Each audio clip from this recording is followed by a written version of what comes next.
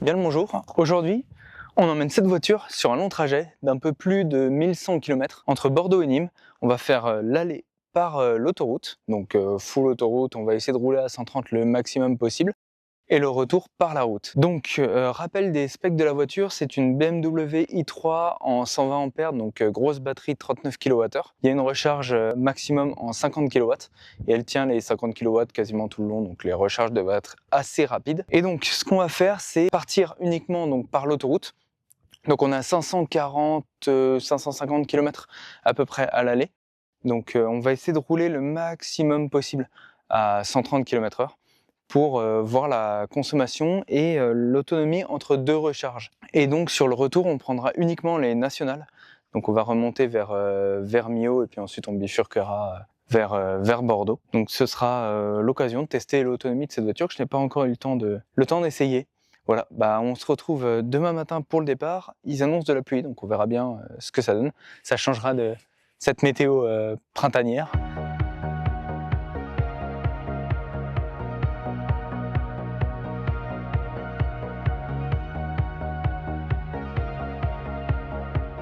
Eh bien nous voici arrivés à la première borne de charge, donc on a parcouru 160 et quelques kilomètres.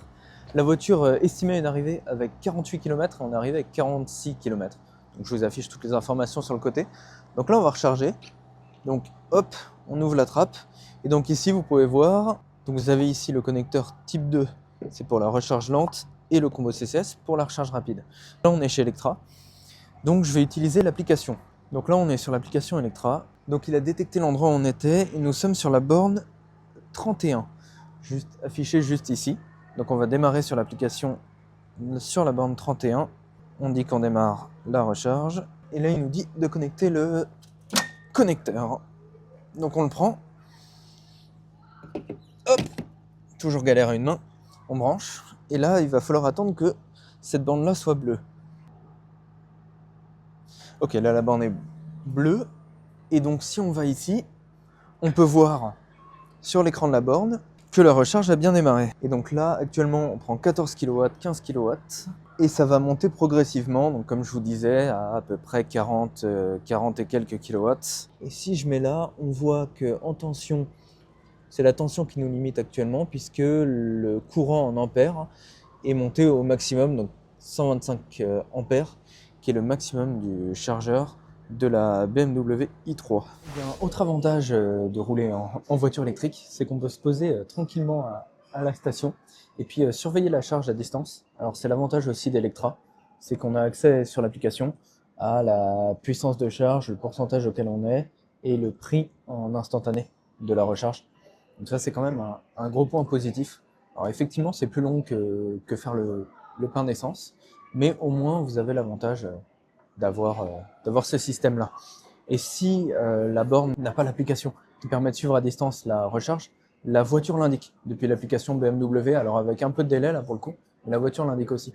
Donc c'est bien, on n'est pas obligé de rester en fait à côté de la voiture pendant qu'elle charge. La voiture arrive donc en fin de recharge, voilà, comme on voit ici, 81%, avec la courbe de charge, donc comme je vous disais, la courbe monte progressivement en fonction de la tension dans la batterie. Donc plus la tension va être élevée, plus la courbe va monter.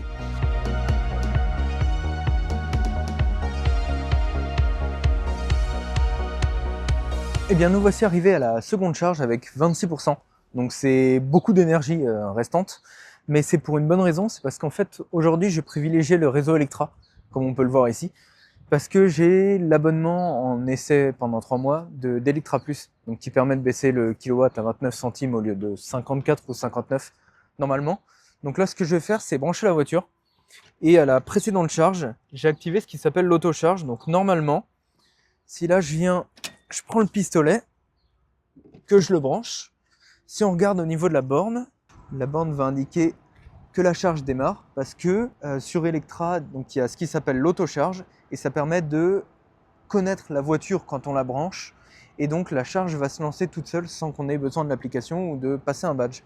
Donc là, ce qu'on va faire, c'est recharger la batterie comme tout à l'heure, à peu près jusqu'à 87%, limite à partir de laquelle la courbe de charge descend. Et donc, une fois qu'on sera à 87%, je chercherai à ce moment-là quelle prochaine station on vise Il y a des électrins un peu partout sur la route, donc c'est pas trop un problème. Nous, en attendant, on va manger et puis on se retrouve à la fin de la charge. Bon, on a repris la route après un arrêt de 31 minutes. Donc ça va, c'est pas trop long. On n'attend pas trop sur la voiture. 31 minutes, au bout de 35, 40 minutes, ça commence à devenir long. Là, ça va comme on a mangé. Donc on est reparti avec 90% et la voiture nous affichait 190 km d'autonomie. Full autoroute, 130 km/h. Parce qu'en fait, la différence de consommation entre 110 et 130 est vraiment infime. Donc autant rouler à 130, ça permet d'aller plus vite. Donc là, on a le prochain arrêt dans 123 km, qui sera le dernier arrêt, puisqu'il est à 40 km de Nîmes. Donc ce sera juste histoire d'avoir de la marge à l'arrivée. Et du coup, nous, on se retrouve à la prochaine charge.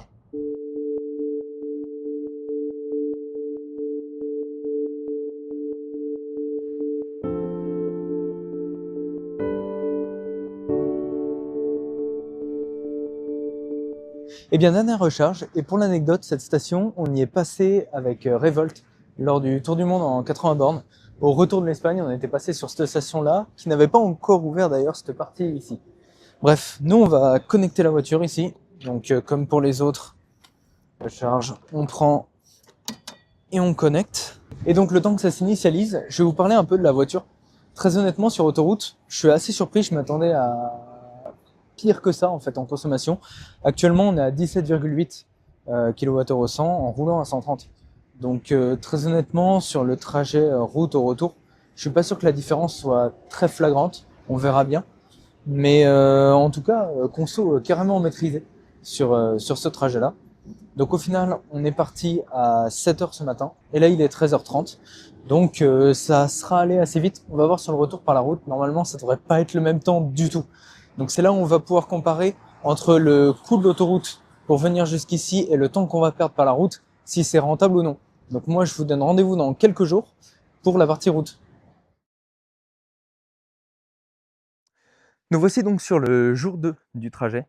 Donc on remonte cette fois-ci sur Bordeaux depuis Nîmes et on a le beau temps qui est avec nous. Donc on l'aura eu sur l'aller et le retour.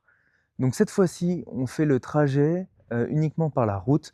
Donc là, on est sur une petite route plutôt sympa, assez sinueuse. Je vous mets quelques images d'illustration. Et donc, on va rattraper l'autoroute qui est gratuite et qui remonte justement jusqu'à Millau après. Et ensuite, ça sera que de la nationale pour rentrer sur Bordeaux. Et puis, on se retrouve à la première charge qui sera normalement à Ionity sur une aire de repos.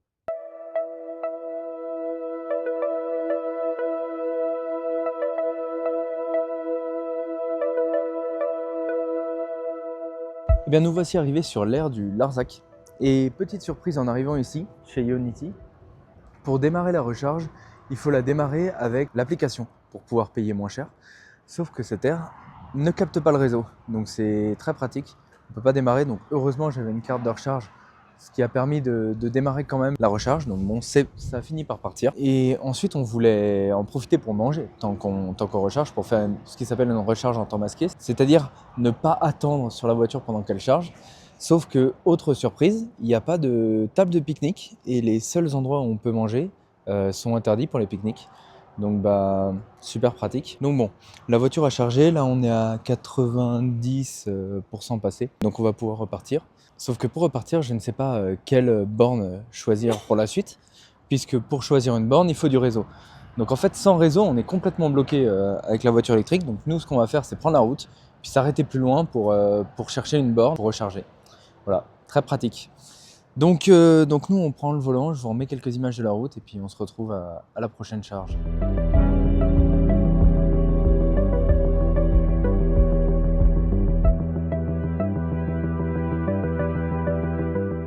Bon, alors je me suis arrêté sur le bord de la route parce que quand même l'avantage de rouler sur des routes, c'est que ça permet de voir des décors comme ça. Plutôt sympa, ça permet de profiter du beau temps aussi. Et puis c'est quelque chose qu'on ne trouvera jamais sur autoroute, donc effectivement on va perdre beaucoup de temps à passer par la route, mais au moins on a des décors vachement chouettes quoi. Je veux dire, ce pont là c'est super mignon. En haut il y a une petite église, je sais pas si on va réussir à la voir au téléphone, mais il y a une petite église là-haut, super mignonne aussi. Donc voilà aussi les avantages de prendre les petites routes. Bon, alors j'ai réussi à trouver un coin où on voit un peu mieux l'église, et donc Regardez ça, si c'est pas hyper mignon. Perché tout en haut de son petit rocher là, avec ce pont ici. C'est vraiment mignon. On se reprend donc sur la route. Là, j'ai rattrapé une 2x2 voies, donc c'est plus tranquille. Et j'ai trouvé la prochaine recharge qui sera à Montauban. Donc c'est un Electra comme à l'aller. Ce sera l'occasion de payer un peu moins cher que la précédente recharge. Vous le verrez à la fin sur le tableau récapitulatif. Dès qu'on passe sur des prix pleins de la recharge, c'est-à-dire sans aucun abonnement, vous verrez que la différence est quand même assez flagrante. Donc là, on va chez Electra. Il reste 1h30 de route et 100 km. Ce qui fait que là, entre les deux recharges, on aura parcouru 230 km.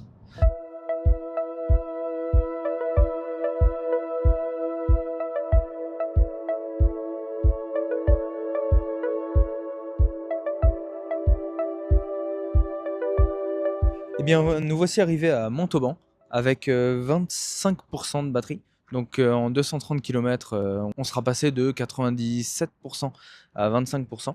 Donc c'est la première fois que je peux tester l'autonomie réelle et en fait elle est largement satisfaisante puisqu'on a roulé 3h30. Donc là on recharge. Normalement c'est la dernière recharge. Enfin il faudra faire une en arrivant mais ça sera la dernière recharge du trajet. Donc nous, il nous reste 3 heures de route, je crois. Et puis on arrivera forcément la nuit. Voilà, je vous remets quelques images de la fin du trajet et puis on se reprendra demain pour la conclusion.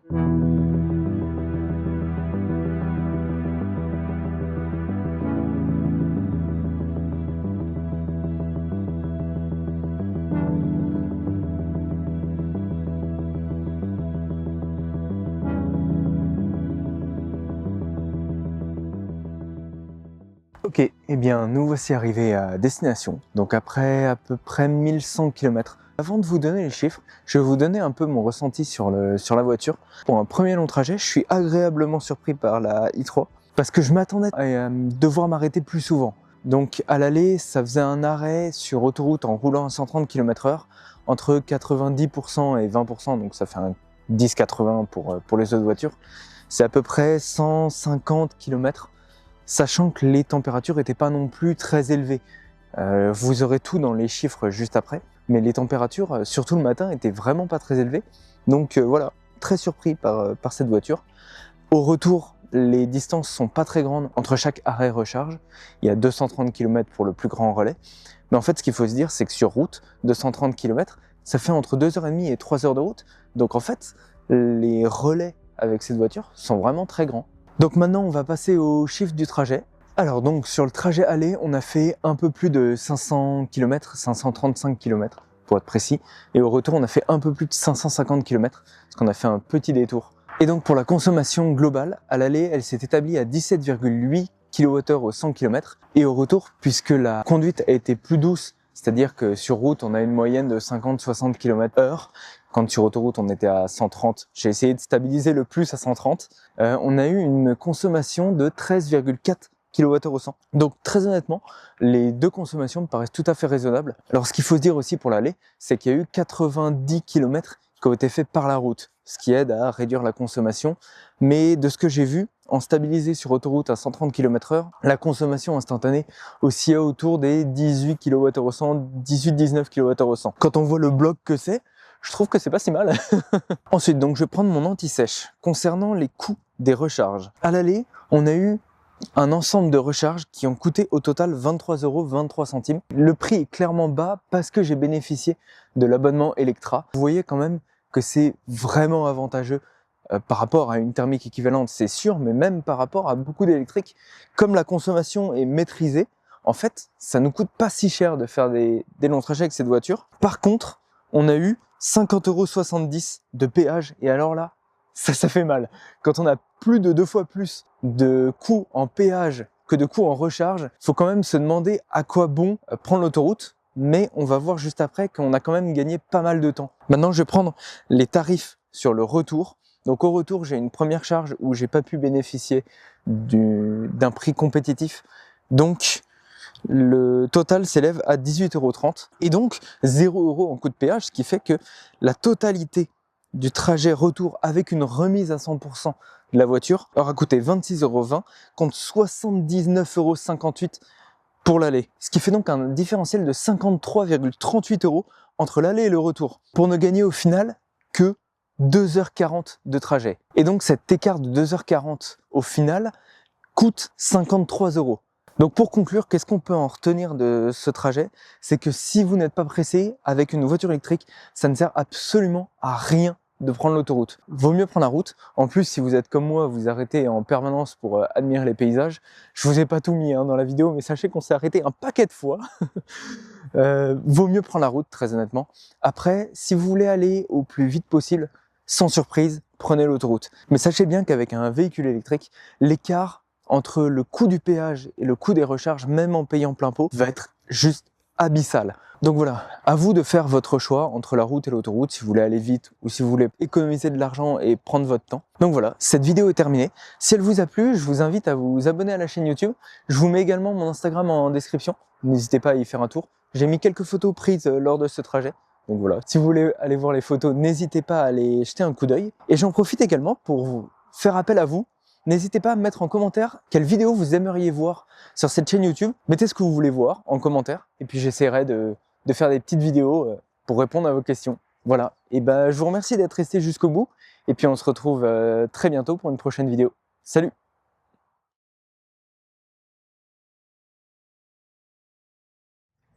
Il y a un boulodrome, évidemment on est dans le sud. Bon dommage on n'a pas pris le jeu de pétanque, mais bon, on aurait eu de quoi s'occuper pendant la recharge.